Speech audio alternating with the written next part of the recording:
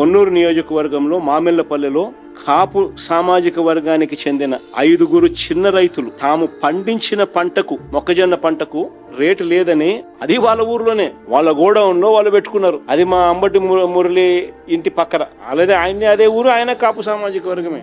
అక్కడ స్థానిక ఎమ్మెల్యే చంద్రబాబు నాయుడు గారు పోలీసులను పంపుతారు, గోడౌన్ మీద రేట్ చేయిస్తారు. ఆ గోడౌన్ మురళీదని చెప్పి అబాండాలు అబద్ధాలు చెప్తారు. ఆ గోడౌన్ లో చివరికి వైఎస్ఆర్సీపీ జెండాలు కూడా ఇల్లే తీసుకొని పోతారు.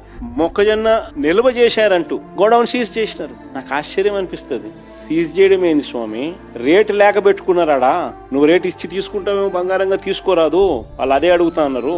వాళ్ళు దాన్ని ఎందుకు కొనుక్కుంటారు? కొనుక్కొని ఏం చేసుకుంటారు? వాళ్ళు నిల్వ చేసి ఏం చేసుకుంటారు దాన్ని? నువ్వు 1400 ఇస్తున్నావు కాబట్టి 2400 రావడం లేదు కాబట్టి వాళ్ళు గోడౌన్ లో పెట్టుకున్నారు. ఏం తప్పు చేసినారు? వైఎస్ఆర్సీపీ నాయకులు పోతున్నారు, గోడౌన్ చూస్తున్నారు. వెళ్తే ఆడోళ్ళు, అక్కడ కాపు సామాజిక వర్గానికి సంబంధించిన ఆడోళ్ళు, ఆ రైతన్నలు వచ్చి విషయాలని చెప్తా ఉంటే వాళ్ళను పోలీసులు ఏకంగా తాడుతో కట్టేస్తాన్నారు. అసలు సోషల్ మీడియాలో చూస్తే జంగల్ రాజు కాకపోతే ఏంది స్వామి ఇది? దొంగ కేసులు, తప్పుడు సాక్ష్యాలు.